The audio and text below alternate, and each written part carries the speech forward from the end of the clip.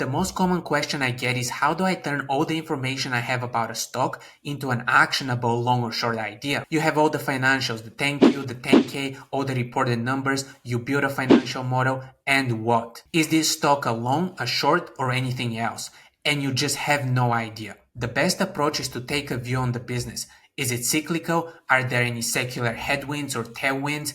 Does it have a moat? Let's demonstrate this with Duolingo, the popular language learning app. As you study the business, you may start to believe that Duolingo's moat or competitive advantage is being eroded. AI has made it very easy to launch AI-powered language tutors and tools, which are slowing Duolingo's user growth down and making it harder for them to acquire users and convert them from free users to paying subscribers through their freemium model.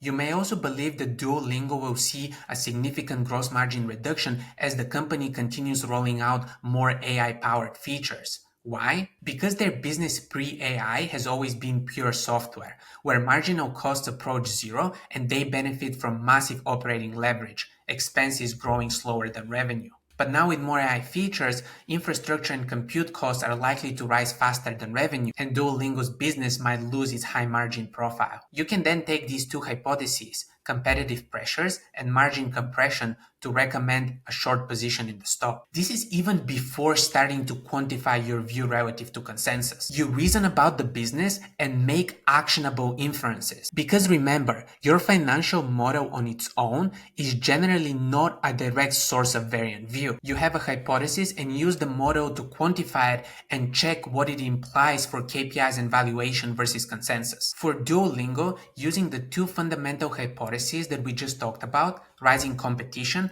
and margin pressures, you can start informing your modeling assumptions versus consensus. Directly from our first hypothesis, you can assume a slower user growth in monthly active and daily active users versus consensus. You can also assume lower conversion rate from free users to paid subscribers, either staying the same or declining over time, which will eventually push it below consensus. From our second fundamental hypothesis, you can model higher COGS or costs of goods sold. This comes from the higher infrastructure and compute costs that we just talked about, especially as it ties to Duolingo's AI-powered features. You can also model higher OPEX or operating expenses, which flows directly into the operating margin and EBIT. Higher operating expenses can come from the increased R&D spend growth rate to capture the ongoing investment in AI. The point is, you have to form beliefs about the business and want to express them.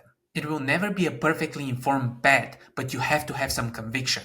You would ideally want to find or see some evidence that supports your hypothesis, macro or company-specific data. Not necessarily always needed, since the present isn't the future, but it comes down to fundamentally breaking down the business and taking a view on how it will evolve in the future. So if you ever struggle to come up with an actionable investment recommendation on a stock, take a view on the business.